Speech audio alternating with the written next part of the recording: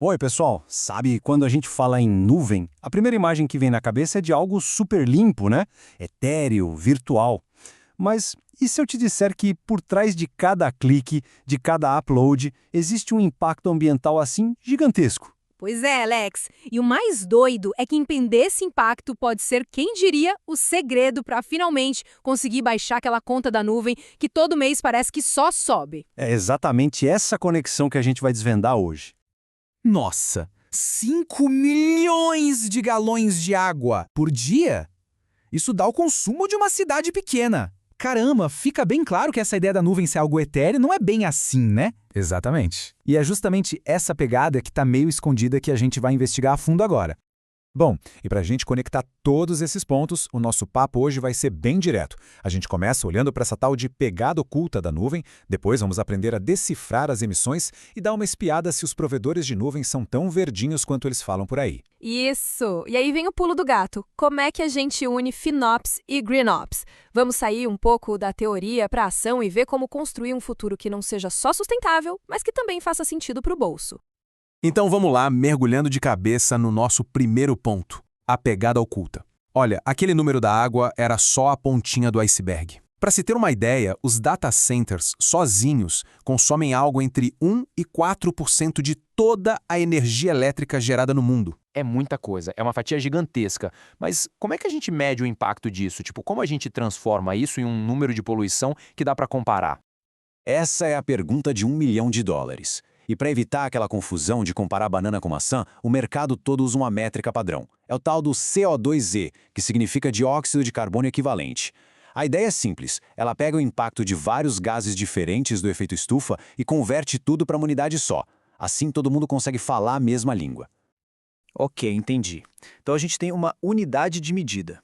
Mas de onde exatamente vêm essas emissões? Vem dos carros da frota da empresa, da conta de luz, do cara que fornece a matéria-prima? Como a gente separa isso? Exatamente. E para organizar essa bagunça toda, as emissões são divididas em 3 grandes categorias, que o pessoal chama de escopos. Olha, o jeito mais fácil de entender é pensar assim. O escopo 1 é tipo a fumaça que sai da chaminé da sua própria fábrica, sabe? O escopo 2 já é a fumaça da usina de energia que gera eletricidade que você compra e usa. Tá, e o escopo 3? O que seria? O escopo 3 é a fumaça de todo o resto. Pensa em toda a sua cadeia de valor, desde a extração da matéria-prima do seu fornecedor até o uso do seu produto pelo cliente final. É, de longe, o mais complexo de medir. É isso aí.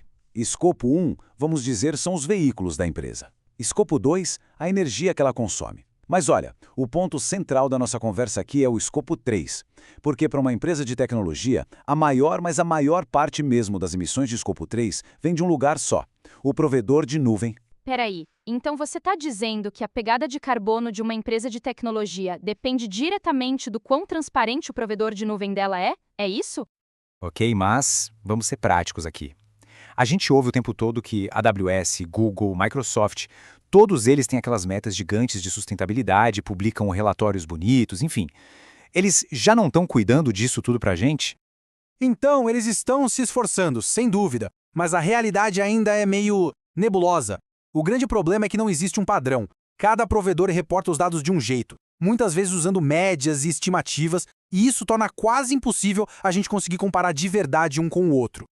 E olha só, essa imagem aqui mostra o problema perfeitamente. A AWS e o Google Cloud, por exemplo, eles hoje só mostram a pontinha do iceberg. Ou seja, eles reportam as emissões de escopo 1 e 2 deles. Ah, entendi. E enquanto a Azure já está mostrando a parte que fica debaixo d'água, incluindo os 3 escopos no relatório. Exato. E sem os dados do escopo 3, qualquer decisão que a gente toma é meio que um tiro no escuro, porque a gente está ignorando a maior parte do impacto ambiental. Saquei. A visibilidade dos dados ainda é bem limitada. Mas na prática, como é que tudo isso se conecta com o FinOps? Porque no fim do dia, o objetivo de FinOps não é só cortar custos e pronto? Mas é aí que a mágica acontece. Sabe qual é o maior desafio de FinOps? Não é a ferramenta, não é a técnica, é o fator humano. É conseguir motivar os engenheiros a agir. E vamos combinar, o que motiva mais do que economizar alguns centavos na fatura? Ter um propósito maior.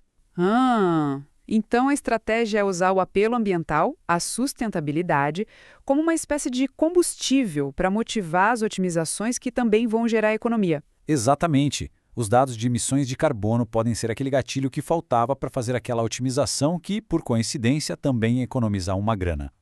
Nossa, faz todo sentido. Usar um propósito maior para incentivar a ação. Gostei. Mas como isso funciona no dia a dia? Consegue me dar um exemplo bem prático? Com certeza. Pensa numa decisão super comum que toda equipe de engenharia toma. Em qual região da nuvem a gente vai colocar nossa aplicação? A resposta quase sempre gira em torno de duas coisas, latência e custo. Mas, e se a gente colocasse uma terceira variável nessa equação? A pegada de carbono. Dá uma olhada nessa tabela, por exemplo. Vamos comparar as regiões de Iowa e da Carolina do Sul. O preço é exatamente o mesmo, $578. Se a decisão fosse puramente de FinOps, baseada só em custo, tanto faria uma quanto a outra. Ué, mas espera aí. A Iowa usa 97% de energia verde, enquanto a Carolina do Sul só usa 25%. A diferença é brutal. Bingo! Com essa informação na mão, a escolha não fica só mais fácil, ela se torna uma escolha responsável. Não tem nem o que pensar, né? A diferença é absurda mesmo, mas isso também acende um alerta, né? Mostra um risco bem perigoso. Uma otimização de FinOps, se for focada cegamente só no custo, pode, sem querer, acabar multiplicando a pegada de carbono da empresa. Exatamente esse o perigo. E é por isso que FinOps e GreenOps não podem de jeito nenhum trabalhar separados, cada um no seu canto.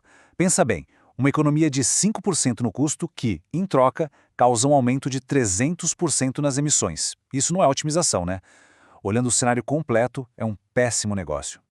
Então, o X da questão é que a própria prática de FinOps precisa evoluir, amadurecer, precisa deixar de ser só sobre cortar custos para se tornar algo sobre tomar decisões que geram mais valor. Perfeito, você resumiu tudo. E no mundo em que a gente vive hoje, valor e sustentabilidade são duas coisas que não dá mais para separar. Exato. Integrar a GreenOps na estratégia não é só uma coisa legal de se ter, sabe? Não é uma campanha de marketing. É, na verdade, um indicador de maturidade. Mostra que a empresa saiu daquela visão tática de só reduzir a conta do mês para uma visão muito mais estratégica, que é maximizar o valor de cada real investido em nuvem. Então a gente encerra com essa provocação. A estratégia de nuvem da sua empresa está otimizada só para o menor custo possível ou ela está otimizada para o maior valor verdadeiro? Porque, como a gente viu, hoje em dia, valor e sustentabilidade andam de mãos dadas. E a resposta para essa pergunta pode mudar completamente a forma como uma empresa inteira opera na nuvem. É isso, pessoal. Muito obrigado por acompanhar a gente nessa análise. Até a próxima.